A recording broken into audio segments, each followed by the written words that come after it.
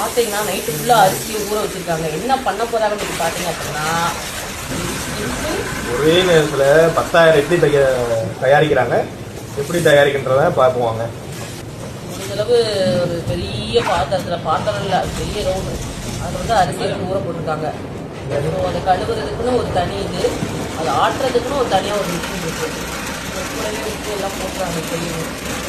So நிறையா போடுறாங்க. உப்பு போடுறாங்களோ என்ன தெரியலை.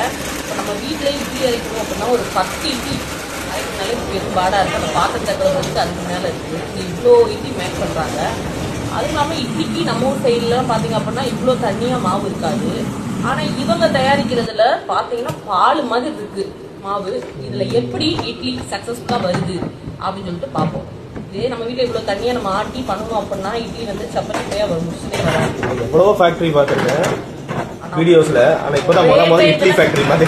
இட்லி ஃபேக்ட்ரி அது ஒரே டேட்டில் 10,000 இட்லி அப்படிங்கிறது வந்து சாத்தியமா அப்படின்னு சொல்லி பார்த்தோம்னா நம்ம என்ன பொறுத்தவரை சாத்தியமாக தெரியும். பண்ணல என்ன தடவுறாங்க, என்ன அது ஆயில் ஸ்ப்ரே பண்றாங்க. ஏன்னா ஒட்டாம வரணும்ல, அதுக்காண்டி. நம்ம வீட்டுல ஒரு கப்ல அப்படியே ஊத்தி ஒரு கப்பு குளிக்கிற மக்கு இருக்குல்ல, அந்த மக்கு போல என்னடா இப்படி ஊத்திட்டாங்களேன்னு பார்த்தேன். எக்ஸ்ட்ரா மவுஸ் எல்லாம் அவங்களே எடுத்துறாங்க. பரவாயில்ல, நல்ல டெக்னிக்கா இருக்கு. ஒவ்வொரு தான் ஊத்துறதுக்குள்ள போதும் ஆயிரும். ஒவ்வொரு கப்பா ஊத்தி அதை அழகா வலிச்சு வேற லெவல். ஆனா இதெல்லாம் தயாரிச்சு யாருக்கு கொடுக்க போறாங்கன்னு இப்ப தெரியல. சாப்பிட்றவங்களுக்கு தான் கொடுப்பாங்க. 10,000.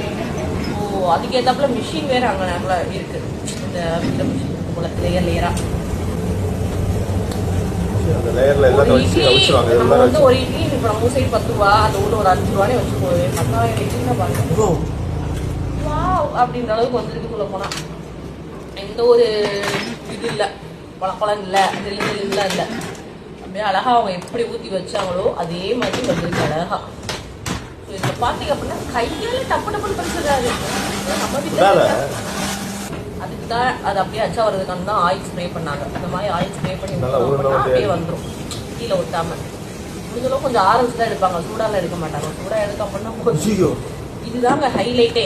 என்ன அப்படின்னா நல்லா ஒரு பிரசாதம் பண்ணி அதுக்கு சாக்கடையில் கொண்டு வந்து கணக்காக தான் இவ்வளோ கஷ்டப்பட்டு பண்ணிட்டு அந்த டப்பை பாருங்களேன், ஃபுல்லுமே புஞ்சைகள் இந்த மாதிரி இருக்கு, பூசல் முடிச்சு போய் கிடக்கு. அதுல போய் கொட்டி சொல்றது.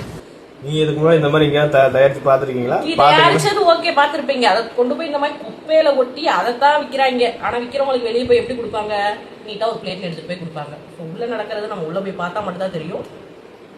ஓகே, நெக்ஸ்ட் வீடியோல பார்ப்போம். பை. மறக்காம ஃபாலோ பண்ணுங்க. ஆமா, மறக்காம ஃபாலோ பண்ணுங்க.